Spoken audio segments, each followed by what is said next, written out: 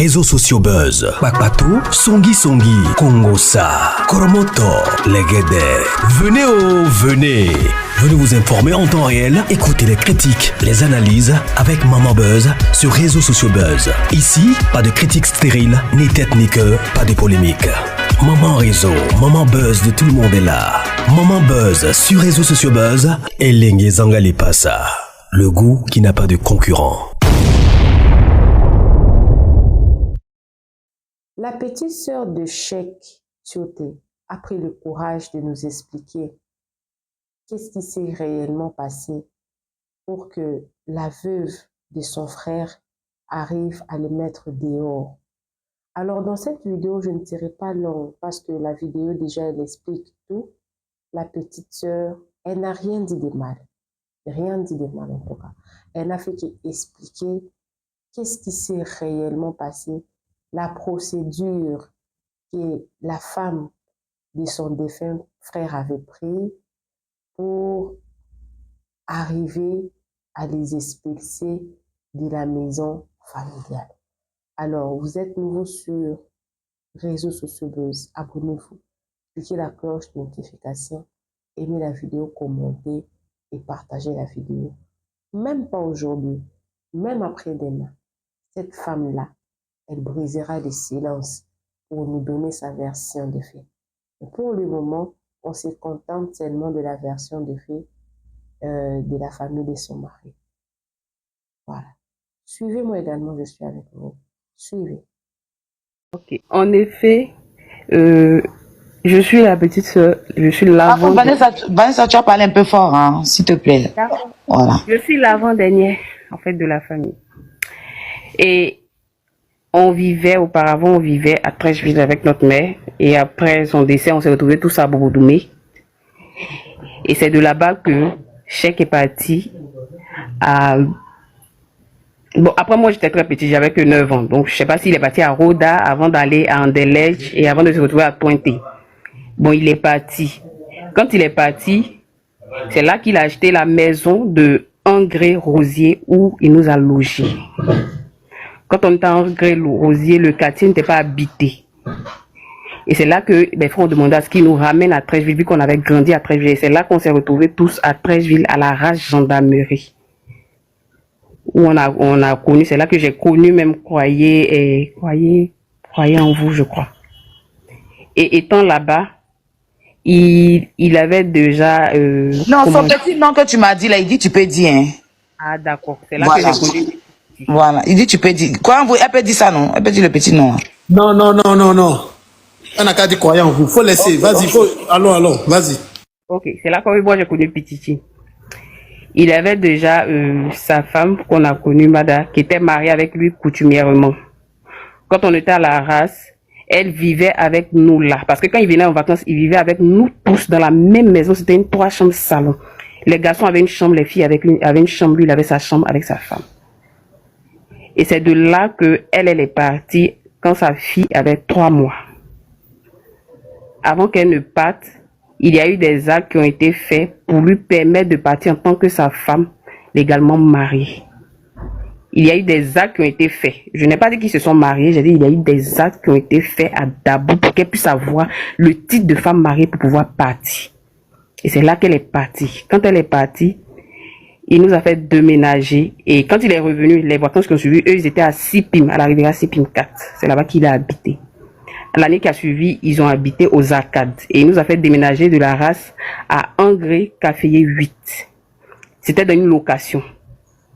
Et pendant qu'on était dans la location, il nous a dit, le temps de quitter déjà Trècheville pour la location, il nous a dit que la maison d'ATCI était en location. Donc, le monsieur avait demandé d'attendre que ses enfants soient en vacances avant qu'il libère la maison.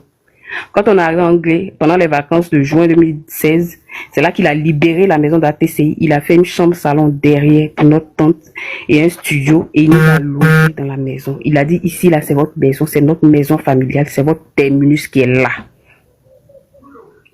Et c'est en juin 2016 qu'il a convoqué notre tante qui est restée avec nous. Quand notre maman est décédée, la tante Yvonne, il a appelé Tonton Youssouf qui est le frère de notre papa. Et c'est là qu'il s'est retrouvé à la mairie de Cocody en juin 2016 pour épouser Mada. devant le maire. C'était en juin 2016. Et je veux signifier qu'en juin 2016, quand il épousait, Cheikh avait déjà acquis tous ses biens. Il avait déjà payé toutes ses maisons. Tout était déjà payé. C'était ses biens à lui personnellement. Il s'est marié en juin 2016. Quand il s'est marié, il est parti en juin 2017. Il était censé revenir en novembre 2017. Et c'est le 5 juin 2017 qu'il est décédé. Je voulais signifier également que quand il est parti au départ, il a connu une fille qui s'appelait Mati CVD, avec qui il a eu 2 enfants. Une fille et un garçon. Avec Mada, il a eu 3 enfants. Avec une Zimbabwéenne en Angleterre, tout le monde a vu ce qui s'est passé en 2015. Ils ont eu un garçon. Quand il est décédé, moi je me rappelle quand je suis arrivée chez lui en larmes, sa belle-mère, la maman de Madame, a dit: Vanessa, votre frère vous a sécurisé dans l'une de ses maisons, comme s'il sentait qu'il partait. Vous auriez pu rester dans la location, mais il a dit: je vous mets là, c'est votre terminus. Comme s'il sentait qu'il partait. Madame peut tout faire, peut jamais vous enlever de la maison, parce qu'elle sait que Cheikh a dit que c'est la maison de sa famille. Je me suis dit, du moment où la maman a dit, c'est que sa fille sait. Pendant les pleurs et tout, elle m'a vu, bon, j'ai fait près de 2 semaines, parce que la semaine où il est décédé, il était censé envoyer ma scolarité pour que j'aille payer, parce que j'étais en master 2. Je devais commencer l'année. Et elle m'a dit: Vanessa, tu vas pas à l'école. J'ai dit: non, faut laisser, c'est pas grave. Elle a dit: non, tu vas partir à l'école. Ton frère a voulu que tu termines, tu vas partir à l'école. Et c'est comme ça qu'elle m'a remis ma scolarité et que je suis allée verser ma scolarité. Elle est revenue, après les funérailles, elle est revenue encore. Elle nous a dit: je vais prendre les papiers avec l'entrepreneur de chèques, celui qui gérait ses maisons en son temps. Je vais prendre les papiers de la maison, je vais vous la remettre parce que c'est la maison que votre frère vous a attribuée. C'est vrai, il n'a pas eu le temps de changer de nom sur la maison. Mais Cheikh a toujours dit que c'est votre maison. Et nos aînés, tout le monde est rentré. Il y en a en France. Et croyons, vous connaissez, il connaît la famille. Il sait que Karim, Mustapha, Ali Doué, Kader sont en France. Eux, ils sont rentrés après les funérailles.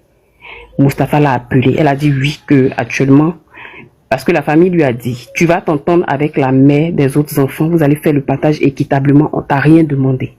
De tout ce que tu as pris comme, de toute la fortune de Cheikh, on t'a rien demandé, juste les papiers de la maison qu'il a dit que c'était pour sa famille. Elle a dit ok. Et c'est comme ça qu'avec l'autre femme, elles étaient dans leur négociation. Et pendant ce temps, on attendait les papiers, on l'appelait, elle dit non, elle va finir, elle va nous remettre et tout. Et en juin 2022, elle est venue à la maison. Quand elle est arrivée, on l'a vue avec des gens. Donc on lui a demandé: ça va, tout. Elle dit oui, et elle nous a dit, auparavant elle nous avait dit que pour les papiers, vous devez réunir 2 millions pour faire la mutation à votre nom. Et quand elle est venue en juin 2022, elle nous a signifié que, comme Karim et Moustapha n'ont pas encore fait signe de vie par rapport aux 2 millions, moi, à la sueur de mes fesses, je signifie bien, c'est ce qu'elle a dit, à la sueur de mes fesses, j'ai pu sortir les 2 millions pour faire la mutation en votre nom. Mon avocate va le faire. Quand ça va finir, rassemblez tous vos frais. Vous allez signer au nom de toute la famille. C'est comme ça qu'elle nous a quittés en juin 2022. Quand on a commencé à entendre qu'elle était en train de vendre la maison de Star 9B, qui est à Bobo Baoulé, j'ai appelé mes frères, j'ai dit: voilà ce qui est en train de se dire. Il paraît qu'elle est en train de vendre les maisons de Cheikh. Mon frère l'a appelé, elle a dit que c'était des rumeurs et qu'elle n'était pas en train de vendre les biens de Cheikh. Après, par la suite, ma soeur a entendu qu'elle a fait établir un acte d'hérédité à Bassam. Selon l'acte d'hérédité, elle est mariée à Cheikh depuis le 29 décembre 2007. Donc, elle est ayant droit de la moitié des biens. Je signifie bien qu'elle s'est mariée en juin 2016, mais elle utilise un soi-disant acte de décembre 2007. Qu'elle est ayant droit de la moitié des biens et que Cheikh n'a d'autres enfants à part ses 3 enfants. Et c'est là que la deuxième, celle avec qui il a eu les 2 enfants, a commencé à la poursuivre en justice parce que elle sait très bien que Cheikh a eu d'autres enfants. Elle a été même chez l'autre avec les enfants. Ils ont une photo même où ils ont pris tous ensemble avec les 2 autres enfants. Elle n'a jamais ignoré les autres enfants de Cheikh. Elle est même restée comme intermédiaire. Elle a voulu même se mettre au milieu d'eux. Et quand ça a été signifié, et c'est là maintenant qu'en février 2023, Elle appelle, elle est déjà en septembre. Nous, on a appris qu'elle est partie en Angleterre avec les enfants. Donc moi, j'ai pris mon téléphone, j'ai essayé d'appeler sa fille, la première avec qui on était vraiment, on avait de bons rapports. Et on a causé une fois. Et la deuxième fois, quand j'ai rappelé, j'ai vu que la petite décrochait plus mes appels. Donc j'ai su qu'il y avait quelque chose qui s'est tramé. Donc j'ai dit à mon frère, ah, depuis un moment, j'ai l'impression que la petite ne répond plus, mais c'est bizarre. Et c'est là que, en février, elle appelle et elle nous fait savoir qu'on a 1 mois pour dégager de la maison. Et ce jour-là, quand mon frère m'a appelé, il m'a dit, j'étais au plateau, je suis rentrée et je l'ai appelé directement. Je lui ai dit, Mada, toi, tu vas nous faire sortir de la maison aujourd'hui. Toi, tu vas nous faire sortir de la maison aujourd'hui. Tu as oublié où tu es quitté. Tu as oublié ce que chèque il est pour sa famille. Et c'est là qu'on a commencé à se prendre la tête. Et elle m'a dit, c'est mon droit, j'en fais ce que je veux. J'en fais ce que je veux. J'ai dit, ok, il n'y a pas de souci. Tu veux nous faire sortir, mais ça ne sera pas aussi facile que tu le crois. Peut-être qu'on va sortir. Ça, c'est la volonté de Dieu. Mais de la manière tu penses que ça va être facile, ça ne sera pas facile pour toi. Et c'est là que j'ai raccroché et j'ai appelé l'ami de chèque qui est Zoko. Je lui ai dit, ah, voilà ce que votre femme est en train de faire. Il a appelé l'autre, c'est ce qu'il a relayé un peu l'information. Ils ont commencé à l'appeler. Ma tante a appelé sa maman. Et je signifie que quand Chèque est décédé, c'est là qu'elle a fait. Elle a ramené son papa des États-Unis. Elle a terminé la maison de son père au Sénégal. Elle a aménagé. Elle a ramassé tous ses parents, les a ramenés au Sénégal. Quand moi j'ai connu Mada, sa maman vendait tchèp devant le CHU de Trècheville. Ils étaient sur un immeuble à l'avenue 16 à Trècheville. On ne veut pas rentrer dans certains détails pour ne pas avoir à dénigrer certaines choses. Mais il ne faut pas avoir fait comme si elle était trop enfant des riches. Nous tous, on sait où on est quittés. Au jour d'aujourd'hui, sa maman ne vend plus chèque parce que chèque a été chèque. Les nièces, on ne peut pas rentrer dans les détails parce que la famille des Mada a plus bénéficié que nous. Chèque payait l'école de la fille de sa soeur Souké. Maman Sou faisait elle partait dans la même école française que les enfants de Chèque à Hongrie. Elle avait les derniers téléphones. Moi, je ne vais pas vous mentir, la famille du côté, peut-être que même si tu me vois qu'on te dit, tu vas dire c'est faux. Parce qu'on n'est pas des gens. Et Chèque a toujours été simple, il a été modeste. Et c'est comme ça que sa famille a toujours été. On n'a pas été avec Chèque pour l'argent. Ça a été notre frère. Et nous, on l'a vu comme un frère. On l'a pas vu comme un footballeur. On l'a pas vu comme un milliardaire. Ce qu'il pouvait faire pour la famille, on le fait. C'est tout. Ça se limitait à ça. On n'allait pas au-delà. On n'allait pas demander, ah, donne-nous des milliards. On veut briller, on veut scintiller. On n'a jamais fait ça. Ce qui fait que quand il est décédé, on n'est pas allé vers ses biens. Ces biens ne nous ont pas intéressés. Chèque avait des voitures de luxe. Il avait 2 Porsche, il avait 2 Camaro, il avait une Lincoln. Elle-même, elle avait une X6. Mada a vendu toutes les voitures en 2017. Bon, ça, c'est pas notre bien, ça ne nous regarde pas. On n'est pas rentré dans les détails. Chèque avait l'un des amis des cadets qui vivait avec lui en Chine quand il est décédé. C'est Ibrahim qui a accompagné Mada en Chine pour aller récupérer le dédommagement que la Chine a versé à Mada. On n'est pas rentré dans ces détails, ça ne nous concerne pas. Tel qu'on l'a dit, arrangez-vous entre vous, mère des enfants des chèques. Juste libère la maison de ATCI, donne-nous les documents, c'est tout. C'est sur ça qu'on s'est laissé. Et quand elle nous a envoyé le papier en février 2023, et c'est comme ça que les gens nous ont dit, bon d'accord, notre tante a appelé sa maman. Sa maman a fait comme si elle ne savait pas ce que sa fille est en train de faire. Peut-être elle a préparé son coup, elle a fait rentrer sa famille au Sénégal, elle est allée s'installer en Angleterre. Et c'est là qu'elle a commencé à activer ses réseaux pour nous faire sortir de la maison. Et c'est comme ça que, quand notre tante est rentrée en contact avec sa maman a dit, ah ok, je l'appelle, je vous reviens. Jusqu'aujourd'hui, quand on appelle sa maman, personne ne répond. Plus personne de sa famille n'a donné signe de vie. Depuis, Mada a commencé à nous...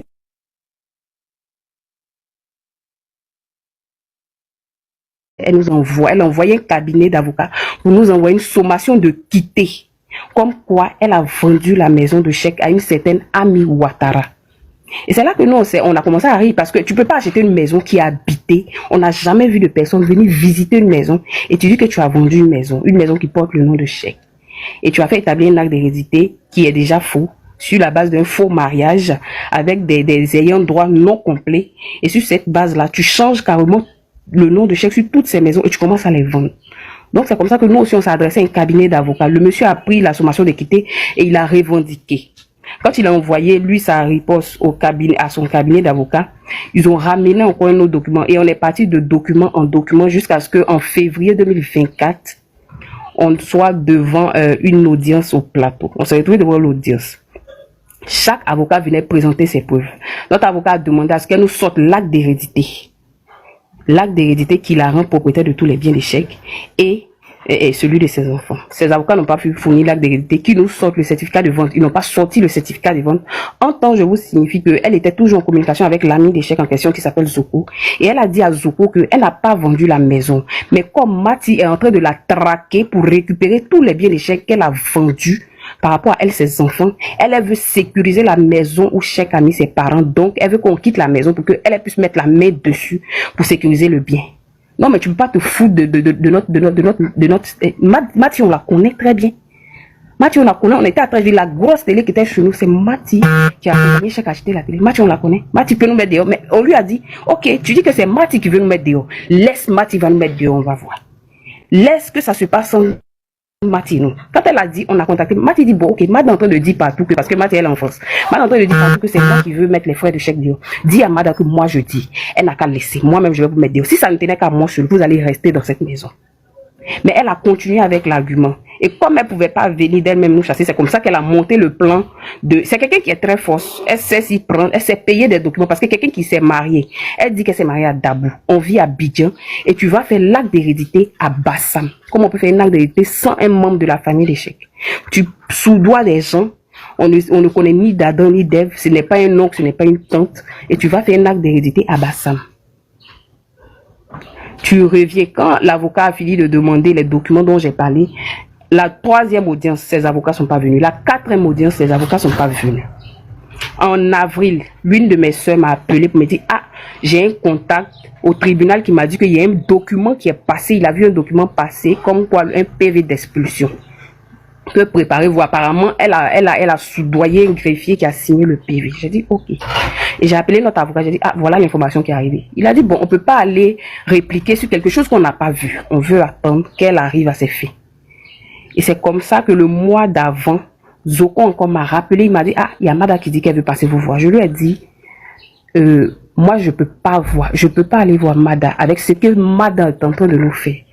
Si tu m'avais dit que Mada serait capable de faire ça, j'aurais mis ma main à couper pour dire que Mada peut pas faire ça. Quand Chèque est décédé, il n'y a pas un jour, Madame ne s'est pas assise avec nous pour nous parler de l'amour que Chèque avait pour sa famille, pour ses frères, pour ses soeurs, que jamais elle ne pouvait nous faire ça. Quand les effets des chèques sont arrivés, elle a appelé la famille, notre oncle était assis, notre tante était assis, elle a sorti les effets des chèques. Quand ils ont commencé à partager, moi j'ai dit je ne pouvais pas supporter, je ne pouvais pas regarder. Elle a pris toutes ses montres de luxe, elle a dit qu'elle gardait pour son fils.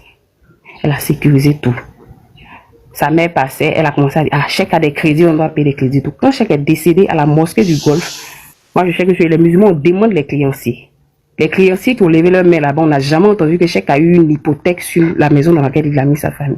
Et je mentionne que la maison de la TCI, quand on l'a pris, c'était une duplex. Chèque a fait un aménagement derrière pour notre tante. Une chambre, salon et un studio. Une maison qui n'est pas censée être une maison familiale. Je ne pense pas que Chèque allait venir loger notre tante là. Je ne pense pas.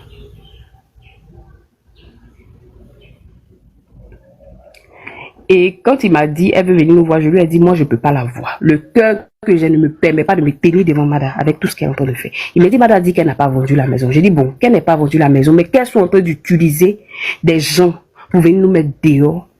Sérieusement, c'est inhumain ce qu'elle fait. C'est comme si elle nous a jamais connus, c'est comme si elle n'a jamais vécu avec nous. C'est comme si chacun ne l'a pas connue. Et après ça, le 1er juillet de ce mois, son cabinet d'avocat est arrivé avec le document en question, le PV d'expulsion. Quand ils nous ont envoyé le PV d'expulsion, et ils nous ont expliqué que après le PV, voilà ce qu'on pouvait entreprendre comme démarche. On a ramené encore le dossier à l'avocat qui lui a entrepris cette démarche et a fait appel à la cour d'appel et a ramené une convocation à la soi-disant dame à qui elle a vendu le bien. Rassurez-vous que depuis a dit avoir vendu le bien, la soi-disant dame Ami Ouattara, on ne l'a jamais vu se présenter. Toi, tu peux acheter une maison et puis tu ne viens pas visiter la maison. Depuis, on se tirait sur la maison On ne l'a jamais vu. Il n'est pas vendu la maison et tout. Quand ils sont revenus, on a ramené le document. Quand notre avocat a fini de faire le document pour ramener à leur avocat et qu'ils ont signé et tout, il m'a appelé, il m'a demandé, ah, votre belle, parce qu'elle a de la famille à Trècheville, est-ce qu'on peut aller déposer sa convocation dans sa famille? Je lui ai dit non, ça vaut pas la peine, parce qu'un temps, Mada est rentrée à Abidjan. Mada est rentrée à Abidjan, elle n'est plus en Angleterre, elle est à Abidjan désormais. Et que ma grande sœur connaît chez elle, on va aller déposer le document chez elle. Ma grande sœur n'a pas pu reconnaître le coin. Donc, on a pris son contact et on l'a appelé. On lui a dit, ah, est-ce que, vu que depuis, elle cherche à nous croiser, tu peux passer à la maison parce qu'on avait la convocation à lui donner. Elle est passée à la maison et elle a dit à mon frère que la maison, elle veut sécuriser la maison. Bon, déjà, au départ, c'est ce qu'elle disait. Et elle nous dit elle a une maison à Fékessé qui porte, elle, son nom. Elle a acheté une maison en son nom et que ça est sous bail pendant 1 an. Le monsieur a déjà fait 6 mois. Si on veut négocier avec elle, elle va nous laisser 6 mois dans la maison dans laquelle on est. Et après les 6 mois, partir dans l'autre maison pour qu'elle puisse sécuriser cette maison-là. C'est là, mon frère lui a dit, mais Mada, est-ce que tu ne trouves pas que tu es en train de te foutre un peu de nous? La dame Ouattarami dont tu parles, qui a acheté le bien, nous tous on sait que c'est toi qui es derrière, qui tire les ficelles. Elle a souri. Elle a souri et elle n'a pas répondu. Et c'est là qu'elle a dit à mon frère, non, que la maison même, est-ce que tu sais que Cheikh a hypothéqué la maison à 120 millions? Ah, nous on a un nom au cadastre. Quand l'histoire a commencé, qu'il a tiré les papiers de la maison a été achetée à 45 millions. Et ce jour-là, elle nous dit que la maison, c'est elle qui nous a dit que la maison a une valeur de 80 millions. Pour une maison qui avait 45 millions, il va prendre une hypothèque de 120 millions. Mada, c'est une foutaise. En fait, tu insultes l'intelligence de l'être humain. Est-ce que tu as les preuves de l'hypothèque? Elle est incapable de fournir les preuves de l'hypothèque. Tu es sûr que chaque fois, il va venir mettre sa famille, de tous les biens qu'il a. Il va venir mettre sa famille dans une maison qui est hypothéquée. Et quand la maison est hypothéquée, chaque est décédé, ça fait plus de 7 ans. Il est décédé, ça fait plus de 7 ans. Toi, tu as une hypothèque sur la maison de quelqu'un qui vient de décéder. La première des choses que tu fais, c'est de te rendre, que ce soit en justice ou bien je ne sais pas à qui, pour t'imposer telle hypothèque. Tu ne fais pas ça, tu restes là-bas et tu restes là-bas. Et pendant 7 ans, c'est maintenant que tu viens brandir une soi-disant hypothèque. Et dans tout ça, on ne voit jamais la dame, et c'est toujours la même qui parle, qui vient, qui dit et qui redit. Donc mon frère lui a donné la convocation. Elle a ouvert l'enveloppe, elle a lu la convocation, elle a vu la date du procès, c'est-à-dire la date du procès est le 9 août. Elle finit de regarder, elle sourit et elle dépose l'enveloppe et elle dit à mon frère qu'on envoie la convocation à son avocat par mail. Au fait, de la foutaise, quoi. Parce que toi, tu envoies des avocats par le biais d'une tierce personne qui a soi-disant acheté la maison. Nous, on décharge à chaque fois tes documents et on fait des répliques. À ton tour, on te donne une convocation, tu es incapable de signer. Tu déposes et tu nous dis, allez-y contacter mon avocat par mail. Et quand elle part, en allant, elle a remis 300 000 francs à ma grande soeur que vous avez vu, malade là. Elle a remis 300 000 francs à Kadi et elle a dit à Kadi, va te prendre un studio. C'est comme ça qu'elle est partie chez elle. Quand elle est arrivée, elle a appelé encore ma grande soeur. Et elle dit à ma grande soeur que par rapport au studio, c'est comment? Est-ce que tu vas aller prendre le studio? Après, elle rappelle, elle dit, bon, d'accord, déjà même là, je te donne jusqu'à jeudi, ils vont venir vous déguerpir de la maison. Et c'est comme ça que ma grande soeur a appelé. On dit, bon, ok, on l'attend, qu'elle vienne nous déguerpir. Le vendredi, le jeudi, son cabinet d'avocat a déchargé sur la convocation. On a rendez-vous le 9 et le vendredi, elle envoie un huissier du cabinet en question. C'est bon, c'est celui-là qui a l'habitude de venir déposer les documents, Boka, que je connais très bien. Et lui, je lui ai dit, la deuxième fois quand il est venu, je lui ai dit, à partir d'aujourd'hui, vu que c'est parti d'avocat en avocat, tu connais le bureau de nos avocats. Je veux plus que tu mettes les pieds ici. À compter de maintenant, tu signifies tout document, tu déposes chez l'avocat. Lui va nous signifier comment ça doit se passer. Parce que mine de rien, tu envoies ici, on va encore lui ramener. Donc, au lieu de se pavaner comme ça, là, tu descends directement au plateau, vu que vous toujours êtes au plateau, tu lui donnes les documents, c'est à lui de nous faire signe. Voilà, donc je ne veux plus voir tes pieds ici. Et Boka se ramène avec 3 jeunes qu'il a pris, je ne sais pas dans quel quartier, en Léquet, des blacros, tu t'en vas les ramasser quelque part, et tu viens, quand il a klaxonné, c'est mon neveu qui a ouvert le portail. Et le temps, ma soeur va descendre et tout, ils ont commencé à vider le salon. Ils ont commencé à faire sortir les meubles du salon. Et c'est comme ça que mon frère a fermé sa porte. Nous, notre chambre est fermée. Et il a dit à ma soeur, oh, allons, tu vas me montrer ta chambre, je vais faire sortir tes affaires. Elle dit non, que vous êtes en train de vider, montez, vous allez vider ma chambre. Il dit non, on peut pas toucher tes affaires sans toi. Et c'est comme ça que elle, dans sa peur, elle est montée et ils ont fait sortir ses effets. Ils n'ont pas pu faire sortir les effets de mon frère parce que lui a fermé sa porte. Nous, notre chambre était fermée. Vous dites que vous êtes dans le droit de nous vider. Moi, les déguerpissements que j'ai vus à la race là, j'ai vu des forces de l'ordre faire le déguerpissement, que ce soit de gré ou de force, et on les a fait sortir. Vous dites que vous êtes dans le droit. Mais cassez les portes et puis faire sortir les effets. Ils se sont limités au salon et à la chambre de ma grande soeur. Et ils ont fini, ils ont changé les serrures. Ils ont mis un vigile devant le portail. En temps, moi, j'étais à Yamsoko. Quand ma personne m'a appelé, me dit, ah, on dit que nos effets sont déo. J'ai dit, ok, c'est comme ça qu'on a pris le cas. On est arrivé à Abidjan, il était 14 heures.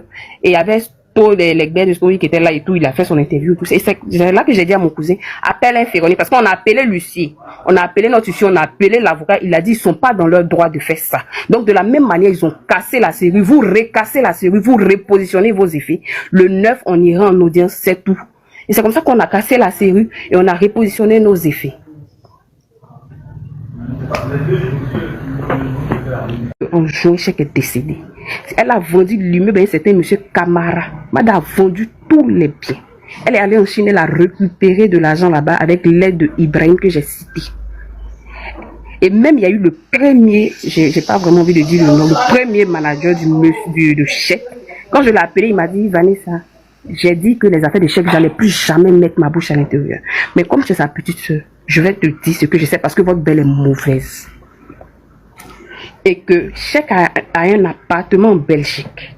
Et que lui, il a un ami belge qui l'a appelé pour lui dire qu'il y a la femme de Chèque qui est rentrée en contact avec lui, qui a pris un acte de soi-disant mariage de 2007 pour pouvoir rentrer en possession de la maison qui est en Belgique pour la vendre. Et apparemment, c'est pas passé. Mais je crois l'ami belge, c'est lui qui l'avait aidé. Et c'est comme ça qu'il a appelé l'autre ici pour lui dire, ah voilà, telle personne m'a appelé, voilà. Et lui, il lui a dit que ça fait 2 ans qu'elle me cherche parce que c'est moi qui ai fait l'arrangement du mariage de Dabou. Mais je n'ai pas découvert ses affaires parce que je lui ai dit, je ne veux plus jamais avoir affaire à tout ce qui touche à Chèque. Effectivement, elle a vendu tous les biens de Chèque.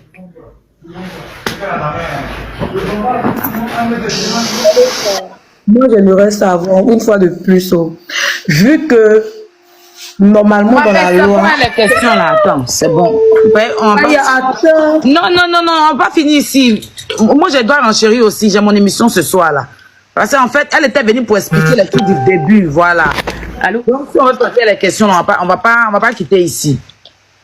On va pas quitter ici. Ok, comment on appelle ça? Vanessa, tu es là? Vanessa, tu es là? Oui. Ok. Vanessa, dis-moi, les enfants de Chèque, là, ils n'ont pas de voiture à Abidjan?